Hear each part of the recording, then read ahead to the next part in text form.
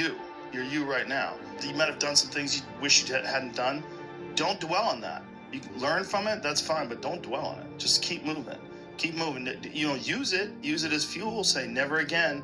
I get what I did wrong, but don't think that you're that person that made those mistakes. You're the person who's learned.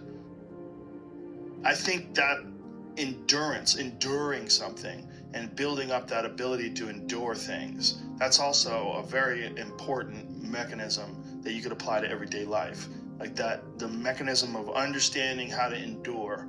There's a lot of people just running from discomfort. They're running from it. They're just avoiding it. It's so easy to.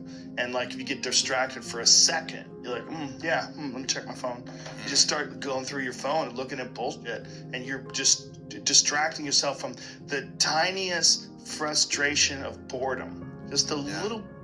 We don't get bored anymore. Or if we get bored for these tiny amounts of time, then you get distracted. So your distraction is eliminating your boredom. But the problem with that is like there's certain thoughts that only come to you when you're thinking, when you don't have any input coming in. When we're constantly looking at our phones, the only input you're getting is input from other people. And sometimes that's good. Sometimes you get good stuff out of that. But it's like a diet of only fruit. Like, hey, you need some protein. Yeah.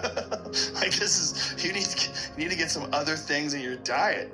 And I think having discomfort in your diet, like having it as a regular part of your life, it minimizes the amount of other kinds of bullshit. And I think that insanity and greatness are next door neighbors, and they borrow each other's sugar. There's something about mastery, like true mastery, that requires you to shut off massive areas of your life, personal areas, relationships, education. My education was a joke. I mean, until I was 21 years old, until I started doing stand-up comedy, I didn't read books. I mean, I might have read a Stephen King book here and there to kill time. I was on the train on my way to training, but there's no desire to educate myself. If I was educating myself, it was maybe reading the Book of Five Rings to learn better strategy, to be a better fighter. That was all it was. Or was there ever a point where you said, I'm a little out of balance, I need to go the other way? Well, I realized I was a flawed person for sure. And I think in realizing that you're a flawed person... What helped you realize that? Just fucking up. Just being an idiot. Realizing, girls would get mad at me, or maybe guys would get mad at me. Whatever it was, I realized that I had flaws, I knew that I was... And then also failing at comedy. One of the hardest things to do is to go from being really great at something to sucking at something. And that's something that you suck at is now your path. And that's what I found myself in comedy. I could get laughs every now and then, but I knew I wasn't anything special. I knew I was terrible. And there was something exciting about being terrible because I had potential, because there was potential for growth.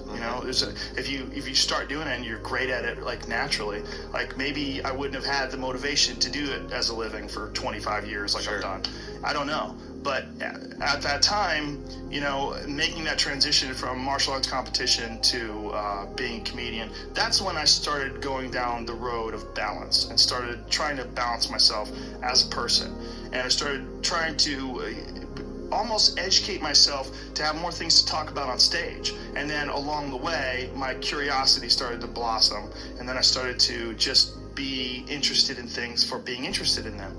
And as I got better as a comedian, I became less worried about what other people thought about me and more worried about just improving and keeping this sort of momentum going.